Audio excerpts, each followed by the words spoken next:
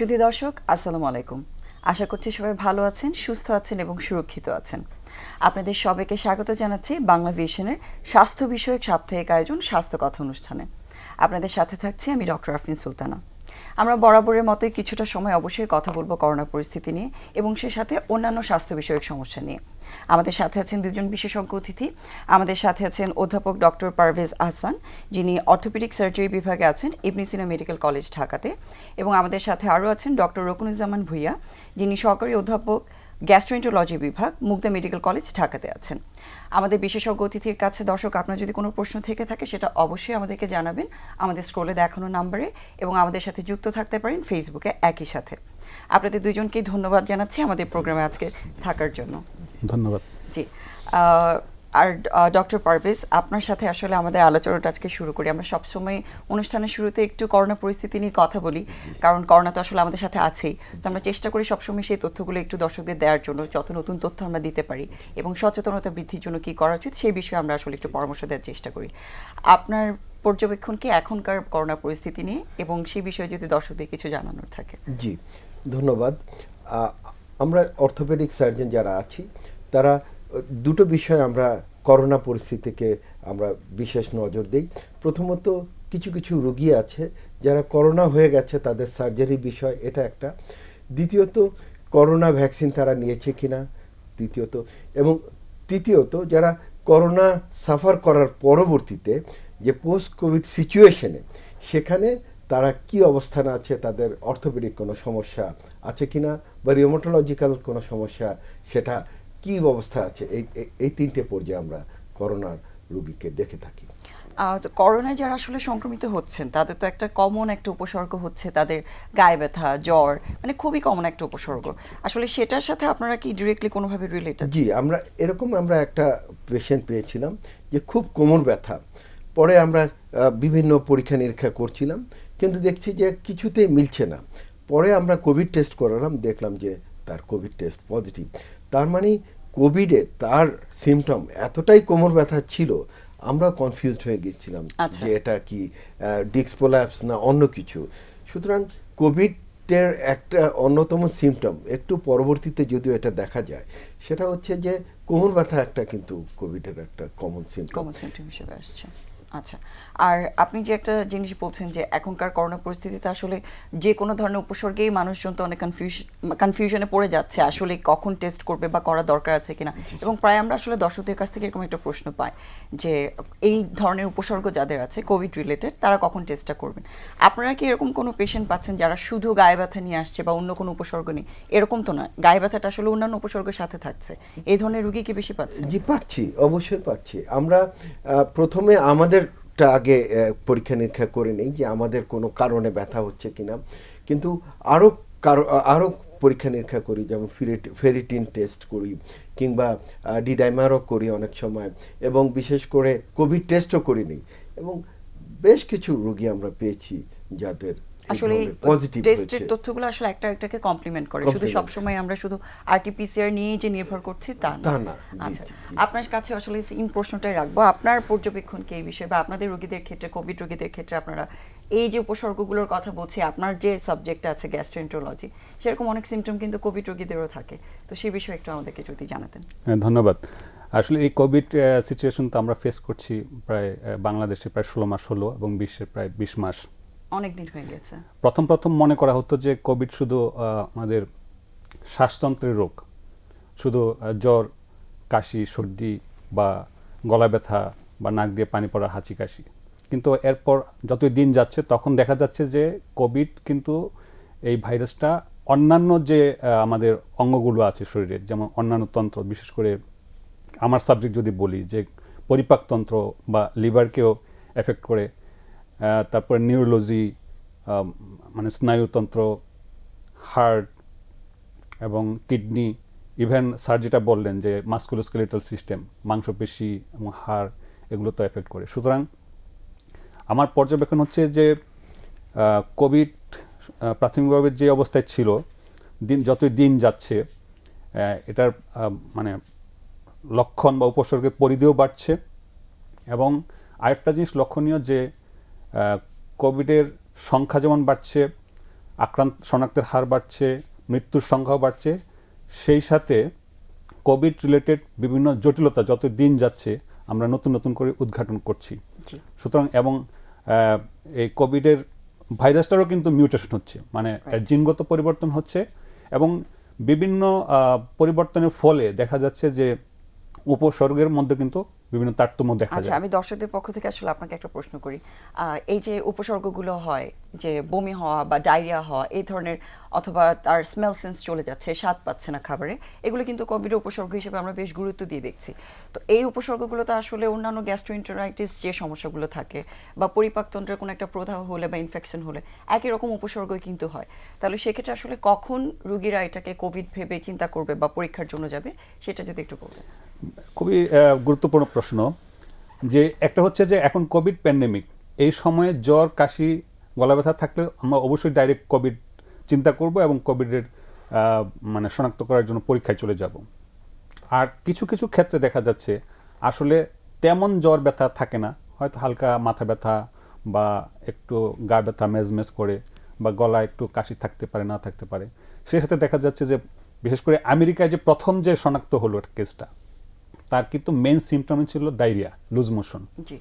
আবার কিছু কিছু পেশেন্টের ক্ষেত্রে দেখা যায় পেট ব্যথা হয়, কারো কারো একটু সামান্য জন্ডিস, এবং যেটা আপনি প্রথমে বলছিলেন যে গন্ধ না পাওয়া বা স্বাদ না পাওয়া, এগুলো মানে আমাদের ডেইলি আমরা যে হাসপাতালে রোগী দেখছি এবং চেম্বারে যে আমরা দেখছি, এইসব ব্যাপারগুলো আসছে। সুতরাং এই সময়ে যদি অন্য কোনো ডিজিজ দ্বারা আমি এক্সপ্লেন না করতে পারি, কথার কথা যেমন পেট ব্যথা নিয়ে আসলো, পেট ব্যথার কারণ হিসাবে আমরা হয়তো কিছু জিনিস মাথায় আনবো, যেমন পেপটিক আলসার ডিজিজ, বা তার কোনো পিত্তথলির পাথর, অথবা অগ্নাশয়ের কোনো প্রদাহ, অথবা পেটের অন্ত্রের কোথাও যদি আটকে যায়, অবস্ট্রাকশন হয়, এইসব কারণ যদি আমরা মানে ফিজিক্যালি দেখে মনে করি যে না এইসব কারণ নয়, বা ইতিপূর্বে তার এরকম কোনো মানে মানে প্রথমে আসলে আমরা বোঝার চেষ্টা করছি যে এগুলো কোনো তার শারীরিক কোনো আদার অসুস্থতার জন্য এই উপসর্গগুলো হচ্ছে কিনা, কিন্তু তারপরেও সেক্ষেত্রে কি এই যে টেস্টের বিষয়টা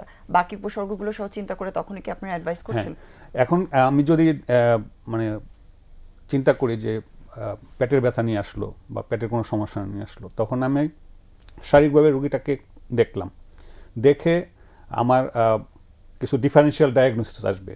তখন আমি দরকার হলে একটা আলট্রাসোনোগ্রাম করে নিতে পারি, একটা ব্লাড টেস্ট করে নিতে পারি। খুবই সিম্পল বাট ইম্পর্টেন্ট। একটা ব্লাড টেস্টে যদি দেখা যায় যে তার মানে ডিফারেন্সিয়াল কাউন্টে লিম্ফোসাইট নামের একটা শ্বেতকণিকা আছে, সেটা পরিমাণ অনেক কম, এবং নিউট্রোফিলের তুলনায় লিম্ফোসাইট রেশিওটা যদি 2.5 গুণের মানে ডিফারেন্স হয়, তাহলে আমরা চিন্তা করব। একটা সিআরপি করতে পারি, সিআরপি যদি বেশি থাকে তাহলে আমরা খুবই চিন্তা করব। ইভেন আমরা যদি ফেরিটিন লেভেল দেখা যায় যে একটা মানুষের নর্মাল যে লেভেল থাকার কথা, তার নর্মাল লেভেলের চেয়ে অনেক আসলে বেশি। কথাটাই বলছিলেন, আমরা সবসময় পুরোপুরি আসলে আরটিপিসিআর টেস্টের উপর নির্ভরশীল না হয়ে অন্য টেস্টগুলো আমরা সাথে কমপ্লিমেন্টারি টেস্ট হিসেবে তখন করে এইসব দেখি। টেস্টগুলো যদি সাজেস্ট করে যে ইট মে বি কোভিড, তখন আমরা কোভিড টেস্টে যাব। আচ্ছা, জি, বুঝতে পেরেছি, ধন্যবাদ।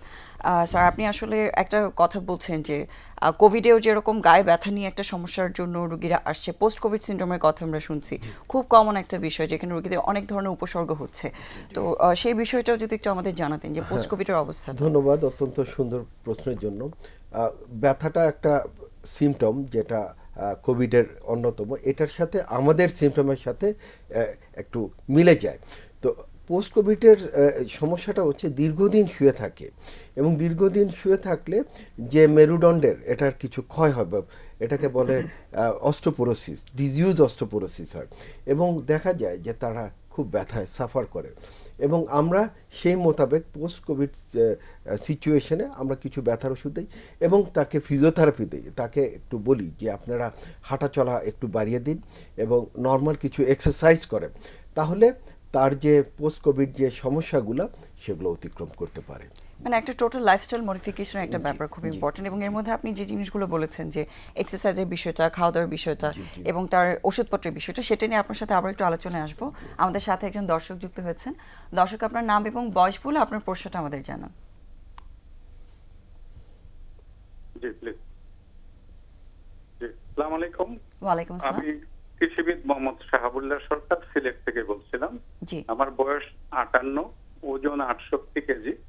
আমার দীর্ঘদিন যাবৎ সুগারের সমস্যা আছে, প্রেশারের সমস্যা কিছুটা আছে। আমার প্রশ্ন হলো যে আমার মেরুদণ্ডের ব্যায়ামের জন্য বা ঠিক রাখার জন্য হাঁটা অথবা জগিং অথবা সাঁতার কোনটা আমার জন্য শ্রেষ্ঠ? জি ধন্যবাদ। আর 2 নম্বর প্রশ্নটা হলো ক্যাটওয়াক কোমরের হাড়ের জন্য কি হিতকর নাকি ক্ষতিকর? জি অনেক ধন্যবাদ। দর্শক আপনি আমাদের সাথে থাকুন। স্যার ওনার কাছে ধন্যবাদ। আপনার কোনো প্রশ্ন আছে? হ্যাঁ, ধন্যবাদ আপনার অত্যন্ত সুন্দর প্রশ্নের জন্য। আপনি বয়স বলেছেন, আপনার ওজনটা বলেছেন। ওজন বলেছেন, আপনার প্রেশার আর সুগার Diabetes আছে। আছে। আপনার জন্য সবচাইতে ভালো, যদিও আমাদের সাবজেক্টে বলে যে সাঁতার কাটা সেটা সবচেয়ে ভালো, কিন্তু যেহেতু আপনার 58 বা 60 বয়স, আপনার সিম্পল হাঁটাটাই হবে সবচেয়ে ভালো এক্সারসাইজ। কারণ আপনি যদি জগিং করেন, ঠিক আছে, আপনি জগিং করলে ভালো, কিন্তু যে এই যে আপনি জগিং করবেন, এটাতে কিছু জয়েন্টের সমস্যা তৈরি হতে পারে, যেমন অস্টিওআর্থ্রাইটিস। এখানে ওভার ইউজ কথা একটা ইম্পর্টেন্ট আছে, যে এখানে এই মুহূর্তে 58 বছর বয়সে আপনি জগিং করবেন না, কারণ ওভার ইউজে ওখানে যে কার্টিলেজটা আছে জয়েন্টের, সেখানে কিছু ক্ষয় হতে পারে। সেজন্য 3টা ব্যায়ামের কথা আপনি বলছেন, আপনি হাঁটা চলা, আপনি জগিং, আপনি সাঁতার পারলে তো ভালোই, এটা, কিন্তু এরপরে জগিংকে আমি আপনাকে নিষেধ করছি, এবং আপনি সিম্পল হাঁটবেন এবং ওই হাঁটার ভেতরে কিছু এক্সারসাইজ করে নেবেন। এটাই হবে আপনার জন্য আসলে সবচেয়ে ওনার ভালো। প্রশ্নটা উঠে ওই জিনিসটাই ছিল যে ওনার বয়স অনুযায়ী এবং ওনার যে ওয়েটটা আছে সেই হিসেবে ওনার জন্য আসলে কোনটা সবচাইতে অ্যাপ্রোপ্রিয়েট ভালো, হবে। জি। আশা করছি দর্শক বুঝতে পেরেছেন আপনার জন্য সবচেয়ে অ্যাপ্রোপ্রিয়েট হচ্ছে সুইমিং করা যদি পসিবল হয়, আদারওয়াইজ হাঁটাটা, কিন্তু জগিং করাটা আপনার জন্য এই বয়সের জন্য খুব বেশি প্রেফারেবল টেকনিক না। জি ধন্যবাদ আমাদের সাথে থাকার জন্য এবং আমাদেরকে প্রশ্নটা করার জন্য। ডক্টর রকুনুজ্জামান, আপনার কাছে আসলে ওই বিষয়টা নিয়ে একটু জানতে চাই যে পোস্ট কোভিড সিনড্রোম, স্যারও বলেছেন ওনারা এরকম অনেক রোগী পাচ্ছেন, আপনারা তো অলরেডি বললেন এই উপসর্গগুলো আমরা কোভিডেও পাচ্ছি। পোস্ট কোভিডে আসলে আপনার সাবজেক্টের রিলেটেড কি কি উপসর্গ পাচ্ছেন? পোস্ট কোভিডে হচ্ছে যে আসলে কোভিডকে 3টা ভাগে ভাগ করা হয়, যেমন একুইট কোভিড, যেটা আপ টু 4 উইকস, মানে 4 সপ্তাহ পর্যন্ত। তারপরে এটাকে আমরা মানে লং কোভিড বলি। 4 সপ্তাহ পরেও যখন এই কোভিডের এই লক্ষণ বা বিভিন্ন জটিলতা যখন মানে বিদ্যমান থাকে, তখন এটাকে আমরা বলি যে লং কোভিড। এখন এই লং কোভিড মানে 12 সপ্তাহ পর্যন্ত, দ্যাট ইজ 3 মাস পর্যন্ত, এটাকে আমরা বলি যে অনগোয়িং কোভিড সিমটম, মানে যেটা তার বিদ্যমান ছিল এটাই চলছে।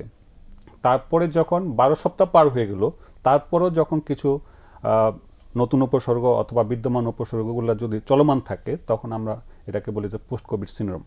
এখন এই পোস্ট কোভিড সিনড্রোমের সবচাইতে মানে যেটা হয় আর কি, মানে শারীরিক কিছু সমস্যা তো থাকেই, শ্বাসকষ্ট অথবা অল্পতে হাঁপায়ে যাওয়া, আর সবচাইতে বেশি হচ্ছে যে অ্যাস্থেনিয়া বা ইজি ফ্যাটিকনেস, মানে হালকা, মানে দৈনন্দিন কাজকর্ম করতে অনেক গেলে বেশি সে দুর্বলতা বোধ হাঁপিয়ে করছেন, যায়। হ্যাঁ। হ্যাঁ, এবং আরেকটা হচ্ছে যে ব্রেন ফগিং মানে হচ্ছে আমাদের মানে মানে ডেইলি লাইফের যে ইস্যুগুলা, সাধারণ জিনিস ভুলে যাওয়া, যে আমি মোবাইলটা কোথায় রাখলাম, চশমাটা কোথায় রাখলাম, হয়তো চশমাটা চোখেই আছে, চশমাটা হ্যাঁ খুঁজতেছে, এরকম আসলে অনেক রোগীরই এরকম আমরা হয়। পাচ্ছি কমপ্লেইন। তারপরে স্যারের সাবজেক্টে যেমন জয়েন্টের ব্যথা থাকতে পারে, মাসল পেইন থাকতে পারে, এবং তার এই যে ক্ষুধামন্দা, মানে খেতে না চাওয়া।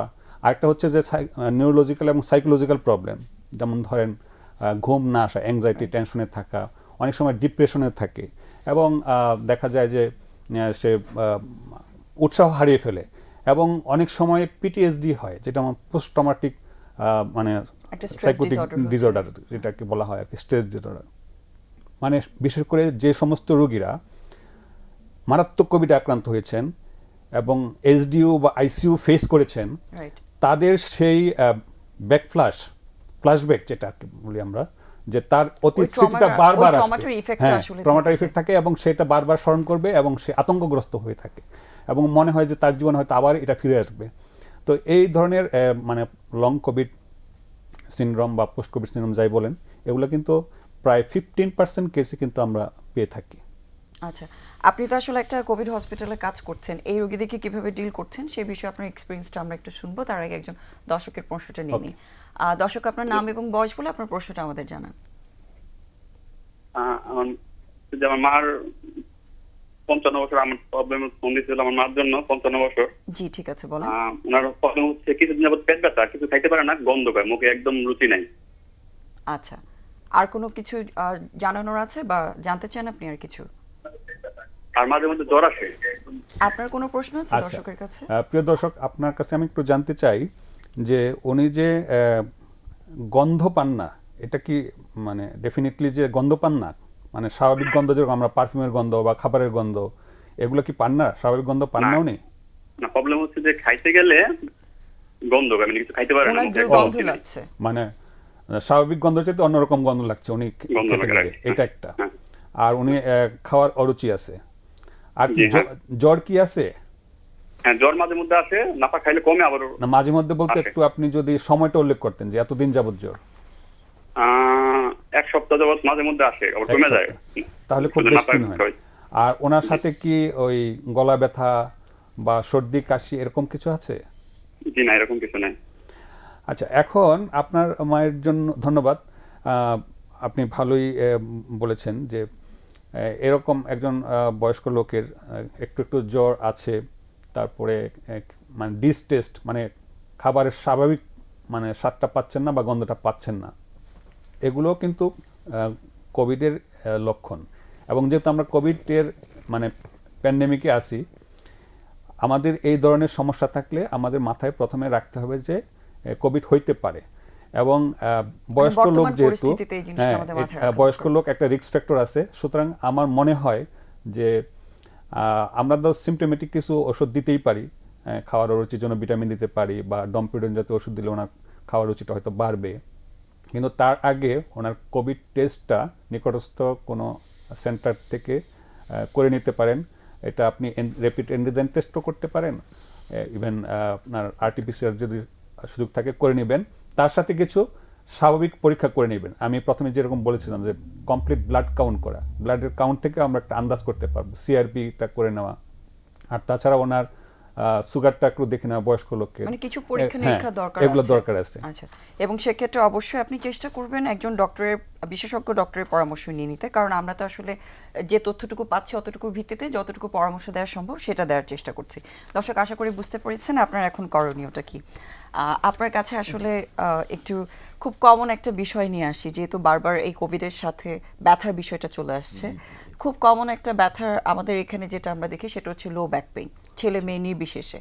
তো এই লো ব্যাক পেইন নিয়ে আমাদের মধ্যে আসলে অনেক ধরনের কনফিউশন আছে, কি কারণে হচ্ছে। অনেকে হয়তো একটু পিঠে ব্যথা হলেই বলে যে কিডনি সমস্যা হয়ে গেল কিনা। তো এই বিষয়টা নিয়ে যদি একটু আমাদের দর্শকদের জানান। ধন্যবাদ, খুবই সুন্দর একটা প্রশ্নের জন্য। লো ব্যাক পেইন এটা হোল ওয়ার্ল্ডের একটা ইম্পর্টেন্ট বিষয়। বলা হয় যে 80% লোক নাকি জীবনে কোনো একবার না একবার লো ব্যাক পেইনে সাফার করে। তো আমরা যে লো ব্যাক পেইন যেটা সচরাচর পাই সেটা হচ্ছে মেকানিক্যাল লো ব্যাক পেইন, বা যাদের 25 থেকে 35 এবার এই সময়টা মানুষ অনেক কাজ করে, বিশেষ করে এই সময় কোমরের উপর অনেক চাপ পড়ে এবং সেখানে দেখা যায় যে ডিস্ক প্রোল্যাপসের একটা হয়। তো এটা একটা কারণ। দ্বিতীয় কারণ হচ্ছে যেমন অনেকের আর্থ্রাইটিস থাকে কোমরে, অ্যাঙ্কালোজিং স্পন্ডিলাইসিস বা remote arthritis in the spine, এগুলো একটু থাকে, সেগুলোও একটা কোমরের ব্যথার কারণ। তৃতীয়ত আরও অনেক কিছু কারণ থাকে আমাদের, যখন দেখি যে যাদের ডেলিভারির আগে যেমন প্রেগনেন্সি পিরিয়ডে কোমর ব্যথা হয়, তারপরে ইউরিনারি ট্র্যাক ইনফেকশনে কোমর ব্যথা হয়, তারপরে কিডনিতে পাথর হলে কোমর ব্যথার হয়, ইভেন প্যানক্রিয়াস ওনার যে সাবজেক্ট ওখানে অগ্নাশয় বলেন, বা ইভেন গলব্লাডার পাথর হলেও অনেকে কোমর ব্যথা হয়, সেটা এক্সক্লুড করে। এটা একটা। দ্বিতীয়ত যেটা সবচাইতে বেশি আমরা ফেস করছি সেটা হচ্ছে বয়সকালে কোমর ব্যথা। এটা যেন ভালো হতেই চায় না। কোমর ব্যথার অস্টিওপোরোসিসের জন্য কোমর ব্যথা, তারপরে মনে করেন তাদের কোনো এক সময় ব্যথা পেয়েছিল, ডিস্কটা চিপসে যায় সেজন্য কোমর ব্যথা, ইভেন সরে যায় লিস্থিসিস সেজন্য কোমর ব্যথা। সুতরাং বয়স্কদের কোমর ব্যথাটা আলাদা অ্যানালাইসিস করি, তাদের বিএমডি করে, তাদের হাড় ক্ষয় আছে কিনা, অস্টিওপোরোসিস আছে কিনা, এভাবে আমরা সেটা তার মানে কারণ ইভালুয়েট করতে গেলে আসলে অনেক কিছু আমরা দেখি, জেন্ডারটা দেখি, ছেলে নাকি মেয়ে, বয়সটা দেখছি, এবং তার কাজের প্যাটার্নটা দেখছি। যেহেতু আপনি বলেছেন যে যারা অনেক বেশি কাজ করছে বা হেভি ওয়েট লিফট করছে তাদের জন্য আসলে এরকম লো ব্যাক পেইনটা একটা কমন একটা বিষয়। তো এরকম যারা লো ব্যাক পেইনের রোগীরা আছেন বা পিঠে ব্যথা করছে এরকম রোগীদের জন্য একটা বিষয় হচ্ছে তাদের জন্য আসলে আপনার পরামর্শটা কি কি করণীয়, কিভাবে এগুলোকে একটু কন্ট্রোল করে থাকতে পারে, যেহেতু মেকানিক্যাল পেইন মানে কি কাজের সাথে রিলেটেড রিলেটেড, সে তো আর কাজ সবসময় বন্ধ করে দিতে পারে না। না, না। তাদের জন্য আসলে পরামর্শটা কিরকম থাকে? ধন্যবাদ, খুবই সুন্দর প্রশ্নের জন্য। যে যাদের কোমর ব্যথা, তাদের উপদেশটা কি দিব? বেসিক্যালি আমরা যেটা করি ইদানিং, সেটা হচ্ছে ডায়াগনোসিস করি, প্রপার ডায়াগনোসিস তার কি হলো। কারণ কোমর ব্যথা যারা গ্রামে গঞ্জে থাকে তারা ব্যথার ওষুধ খায়, কোমর ব্যথা দোকানে যায়, ডাক্তারের কাছে যায়, খালি ব্যথার ওষুধ থাকে। এখান থেকে আমরা পরিত্রাণ করার চেষ্টা করি, তাকে আমরা ডায়াগনোসিস করি, হয়তো অনেক সময় এমআরআইও করি, সেটা করে তারটা স্টেজিং করি যে তার অল্প ব্যথা, মাঝারি ব্যথা না বেশি ব্যথা, এভাবে করে তার একটা লাইফস্টাইল মডিফিকেশন করে, ওষুধ কম দিয়ে লাইফস্টাইল মডিফিকেশন করে তাকে একটা লাইফ বলি। যদি বেশি হয় এবং তার যদি ডিস্ক প্রলাপস হয়ে যায়, তাকে আমরা কখনো বলবো না যে আপনি ভারী কাজ করেন, তাকে, কারণ তার জীবনও টেনে নিয়ে যেতে হবে, তার প্রফেশনও রক্ষা করতে হবে এবং ওষুধও কম দিয়ে একটা সুন্দর একটা ট্রিটমেন্ট তাকে দিতে হবে, তাহলেই তার জন্য একটা উপকারী কাজ করতে হবে। এখন তার ডিস্ক প্রলাপস হচ্ছে, তাকে আমি যদি বলি আপনি সারাদিন দাঁড়িয়ে থাকেন, তাহলে হবে না। আবার অল্প ডিস্ক প্রলাপস, তাকে আমি এটা বলবো না যে আপনি সারাদিন শুয়ে থাকেন। সুতরাং তাকে অল্প যদি ডিস্ক সমস্যা থাকে, তাকে লাইফস্টাইল মডিফিকেশন বলবো, যে ঝুঁকে কাজ করবেন না, ভারী কাজ করবেন না এবং অনেক সময় আপনি দাঁড়িয়ে থাকবেন না, এভাবে একটা সুন্দর লাইফস্টাইলে আসলে নিয়ে আসবে। ট্রিটমেন্টটা সবসময় ইন্ডিভিজুয়ালাইজড, একজন মানুষ কিভাবে তার কতটুকু পর্যন্ত তার কষ্টটা হচ্ছে, কি কারণে হচ্ছে এবং কি অবস্থায় আছে, এগুলোর উপর ভিত্তি করে আপনারা ট্রিটমেন্টটা নির্ধারণ করে দেন। তবে আসলে আপনার কথা থেকে যেটা বুঝলাম যে লাইফস্টাইল মডিফিকেশনটা আমরা অনেক বেশি প্রায়োরিটি দেই এই ধরনের ট্রিটমেন্টগুলোতে, যেহেতু এগুলো দীর্ঘমেয়াদী থাকে। অনেক ধন্যবাদ স্যার। আমাদের সাথে একজন দর্শক আছেন। দর্শক, আপনার নাম এবং বয়স বলে আপনার প্রশ্নটা আমাদের জানান। হ্যালো। জি দর্শক, আপনাকে শুনতে পাচ্ছি। হ্যালো, আমার নাম রামকৃষ্ণ শীল, আমি চাঁদপুর থেকে বলছি। জি, আপনি টিভির ভলিউমটা একটু কমান। আমার বয়স হলো 54, আমার বয়স হলো 54 বছর। জি, আপনার প্রশ্নটা জানান আমার আমাদের। ডায়াবেটিস আছে, আমার প্রেশার আছে। আমার সমস্যা হলো পায়ের নিচে মনে হয় যেন পাগুলি খুব কামড়ে ধরে রাখে, দৌড়ে দিয়ে বাঁধা রাখে, এরকম তলে মনে হয় যেন কিছু ভিতরে আছে এমন মনে হয়, দোনো পায়ে নিচে। স্যার, আপনার কাছে প্রশ্নটা। জি, ধন্যবাদ আপনার খুবই সুন্দর প্রশ্নের জন্য। যা প্রথমে আমরা ডায়াবেটিস কনসার্ন করব, যে ডায়াবেটিসের কারণে আপনার পাটা ব্যথা হচ্ছে কিনা। কারণ ডায়াবেটিসের একটা ইম্পর্টেন্ট ইস্যুস হচ্ছে নিউরোপ্যাথি, ডায়াবেটিক নিউরোপ্যাথি, এবং সেজন্য পা জ্বলবে। তারপরে ডায়াবেটিসের সাথে আরেকটা জিনিস জড়িত, ডায়াবেটিক অ্যাঞ্জিওপ্যাথি, মানে ওই যে রক্ত চলাচল সেখানেও সাপ্লাই কম, সেজন্য পায়ে ব্যথা হয়। এই দুটো যখন এক্সক্লুড করব, বের করব, তারপরে আমরা চলে আসবো যে আপনার মেরুদণ্ডে সমস্যা আছে কিনা, মেরুদণ্ড থেকে পায়ে ব্যথা হচ্ছে। এবং তারপরে চতুর্থত আমরা পায়ের স্ট্রাকচারাল কোনো সমস্যা আছে কিনা, যেমন পায়ের হাড়ের কোনো যেমন ক্যালকিনাস স্পার আছে কিনা বা প্ল্যান্টার ফ্যাসাইটিস আছে কিনা, এই সমস্ত এক্সক্লুড করে আপনার এটা। তবে আপনার যে ব্যথার ডেসক্রিপশন, সেটা ডেফিনেটলি ডায়াবেটিসের জন্য হতে পারে। সেক্ষেত্রে আসলে আপনি তো অনেক ধরনের কারণের কথা বললেন, উনি কোন বিশেষজ্ঞ ডাক্তারের কাছে যাবেন? হ্যাঁ, আপনি প্রথমে ডায়াবেটিসটাকে আগে কন্ট্রোল করবেন, এবং ডায়াবেটিসের যদি কন্ট্রোল হয় এবং অ্যাঞ্জিওপ্যাথি এবং নিউরোপ্যাথিটা যদি কমিয়ে আনেন, তারপরে আমাদের ট্রিটমেন্টটা করতে সুবিধা হবে। আচ্ছা, সেক্ষেত্রে আসলে ওনার একজন মেডিসিন বা এন্ডোক্রাইনোলজিস্টের সাথে পরামর্শ করে ডায়াবেটিস কন্ট্রোল করে আপনাদের সাথে যোগাযোগ করতে হবে পরবর্তী চিকিৎসার জন্য। অনেক ধন্যবাদ দর্শক আপনার প্রশ্নের জন্য, এবং আশা করছি আপনি বুঝতে পেরেছেন এখন আপনার করণীয় কি। স্যার, আপনাকেও ধন্যবাদ আপনার উত্তরের জন্য। আমরা এখন একটা ছোট্ট বিরতিতে যাব। বিরতি থেকে আসার পর আমাদের বিশেষজ্ঞ অতিথির সাথে আবারও কথা বলবো গুরুত্বপূর্ণ কিছু বিষয় নিয়ে। ততক্ষণ পর্যন্ত আমাদের সাথেই থাকুন।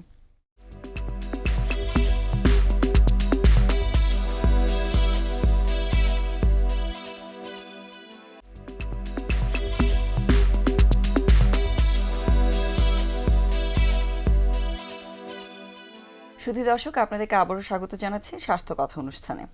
আমরা বিরতিতে যাওয়ার আগে আসলে স্যারের সাথে কথা বলছিলাম যে লাইফস্টাইল মডিফিকেশন কত বেশি ইম্পর্টেন্ট, স্পেশালি উনি যে পেশেন্টদেরকে ডিল করছেন এই লো ব্যাক পেইন বা গায়ে ব্যথা বা অন্যান্য রোগীদের জন্য। আপনার ক্ষেত্রেও তো আমার মনে হয় ব্যাপারটা অনেক বেশি গুরুত্বপূর্ণ এই লাইফস্টাইল মডিফিকেশন, কারণ যেমন গ্যাস্ট্রিকের খুব কমন একটা বিষয় আমাদের এখানে দেশে মানুষের কাছে শোনা যায়, কিছু হলে গ্যাস্ট্রিকের সমস্যা, অনেক ওষুধ খাচ্ছেন, ডাক্তারের কাছে যাচ্ছেন না, পরামর্শ মানছেন না। আপনার বিষয়টা যদি একটু আমাদের সাথে শেয়ার করতেন। আচ্ছা, বর্তমান বিষয়ে যেমন আমরা প্যান্ডেমিক বলছি করোনাকে, আসলে কিন্তু আমরা একটা প্যান্ডেমিক অলরেডি অনেক বছর যাবৎ পার করছি এবং সেটার ঢেউ কিন্তু আমাদের দেশে আছে, সেটা হচ্ছে ফ্যাটি লিভার ডিজিজ। আচ্ছা, ওভারওয়েট, ওবেসিটি, স্থূলতা, এটা কিন্তু বিশ্বের 25% লোক কিন্তু এই ওভারওয়েটে বা ওবেসিটিতে ভুগছেন এবং এটা অনেক জটিলতা আছে। যেমন অন্য টেস্ট করতে গিয়ে একটা আলট্রাসোনোগ্রাম করলে দেখা যায় লিভারের ফ্যাটি লিভার ডিজিজ আসে এবং fatty liver disease hepatitis B, C এর মতো একসময় সিরোসিস এবং লিভার ক্যান্সার পর্যন্ত করতে পারে। একটা প্রসঙ্গ। আরেকটা হচ্ছে যে আমাদের যে আমরা খাদ্যাভ্যাস, যেটা আমরা আমাদের দাদি নানিরা বা আমার বাবা ফুপুরা যা খেতেন তার চাইতে খাদ্যাভ্যাস থেকে আমরা কিন্তু সরে এসেছি।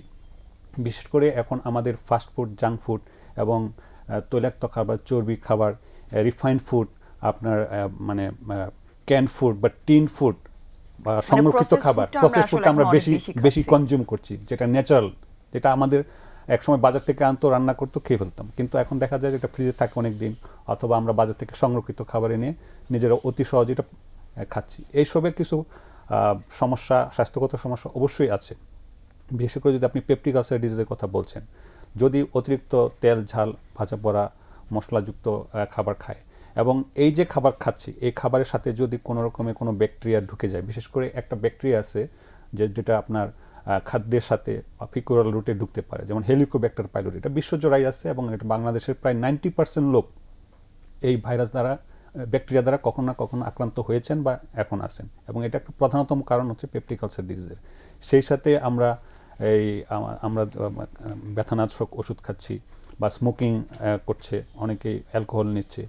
এই সমস্ত আমাদের অভ্যাসগত কারণে বা খাদ্যের যে গ্রহণের যে আমাদের অভ্যাস, সেই অভ্যাসের কারণে আমাদের পরিপাকতন্ত্র, লিভারে অনেক রোগ এবং জটিলতা দেখা দিতে পারে। ইভেন প্যানক্রিয়াটাইটিস, যেটা যাদের অনেক বেশি কোলেস্ট্রল থাকে, যাদের ট্রাইগ্লিসারাইডের পরিমাণ বেশি রক্তের মধ্যে, তাদের ক্ষেত্রে প্যানক্রিয়াটাইটিস, এই যে মানে গ্যাস্ট্রিকের যে সমস্যা আমরা যেটা বলছি, গ্যাস্ট্রাইটিস বলছি বা পেপটিক আলসার ডিজিজ বা উপরের পেটের আরো কিছু রোগের জন্য কিন্তু মানুষের পেটের ব্যথার কারণটা হচ্ছে, কিন্তু যে কোনো কারণেই মানুষজন কিন্তু সেই গিয়ে গ্যাস্ট্রিকের ওষুধটাই হয়তো খেয়ে নিচ্ছে বা ফার্মেসিতে গিয়ে অনেক ক্ষেত্রে অ্যান্টিবায়োটিকও খেয়ে ফেলছে।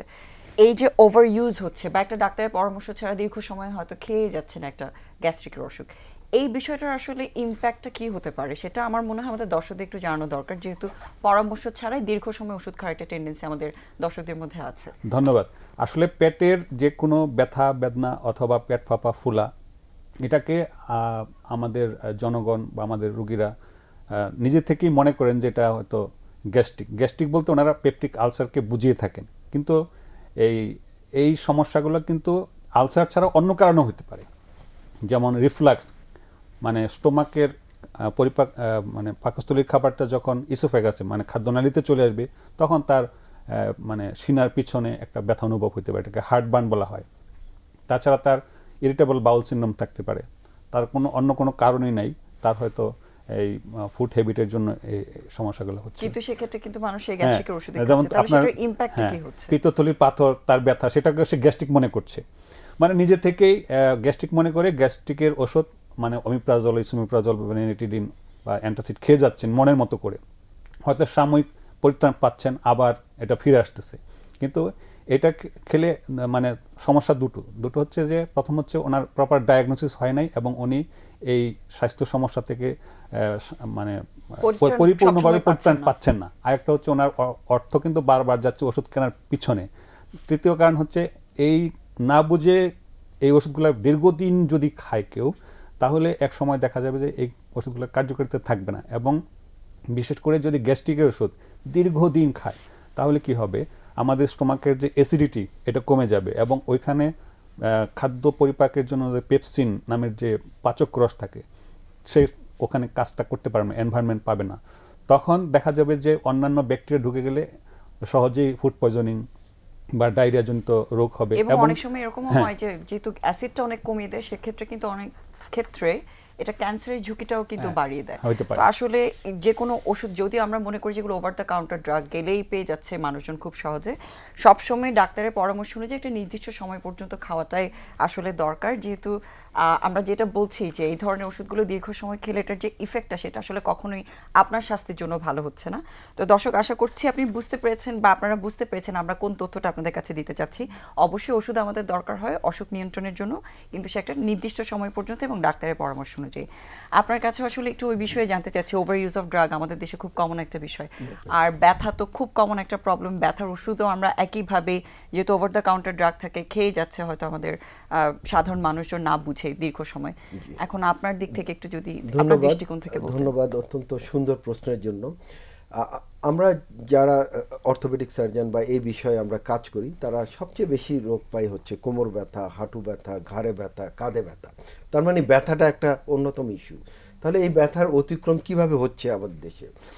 দেখা যাচ্ছে যে গ্রামে বা উপজেলা শহরে সব ডাক্তার মানে ফার্মেসি ম্যানরা হচ্ছে ডাক্তার, এবং তারা একটা না দুটো না তিনটা ব্যথার ওষুধ দেয়।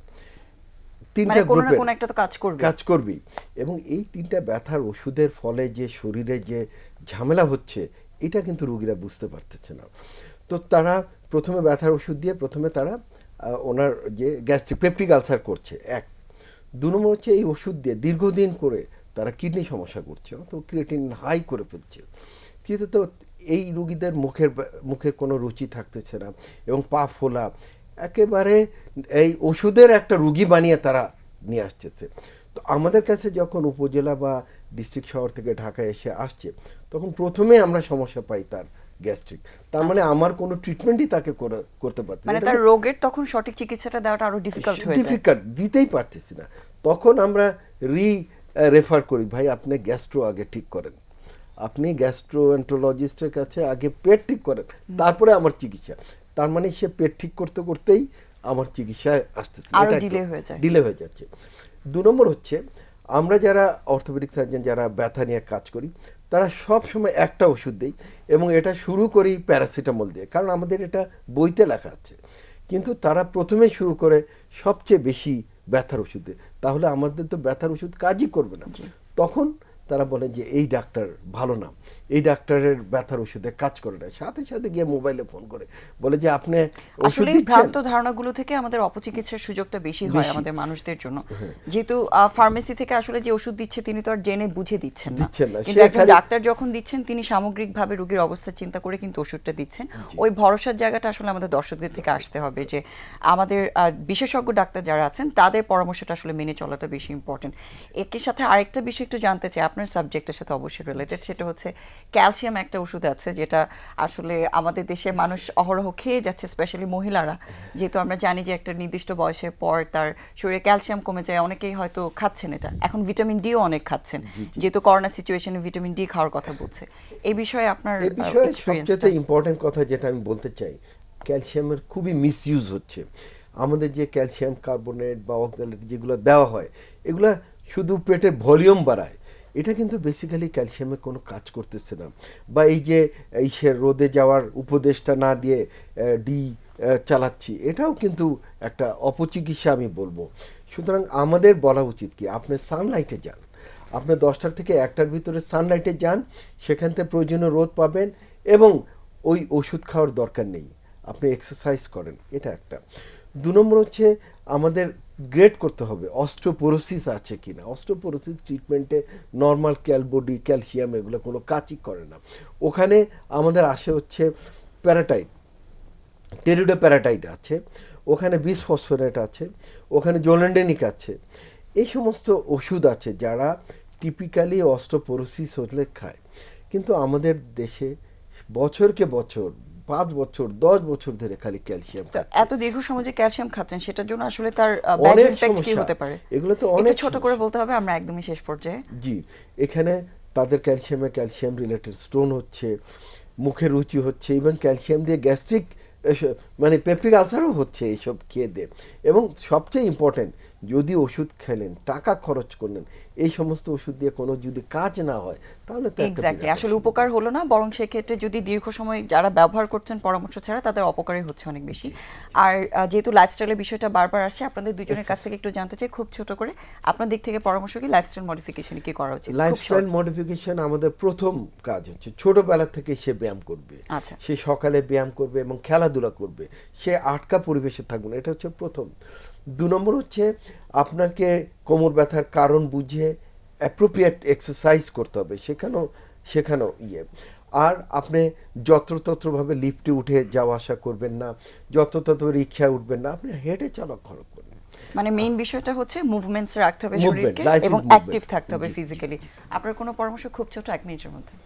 হ্যাঁ, আমার পরামর্শ হচ্ছে খাবার দাবারের ব্যাপারে সুষম, পুষ্টিকর এবং পরিশুদ্ধ খাবার খেতে হবে, এবং এখানে প্রচুর পরিমাণে ফ্রুটস, ভেজিটেবলস, সালাদ থাকবে এবং ফাইবার সমৃদ্ধ খাবার খেতে হবে, যাতে সহজেই আমাদের মল ত্যাগ হয় এবং হজমে সহায়তা করে। এবং স্যার যেটা বলছেন যে কায়িক পরিশ্রম করতে হবে। জি, আর অবশ্যই যাতে পর্যাপ্ত পরিমাণে পানিটা সাথে খান। অনেক ধন্যবাদ আপনার দুজনকেই আজকে গুরুত্বপূর্ণ পরামর্শগুলো আমাদের দর্শকদের দেওয়ার জন্য।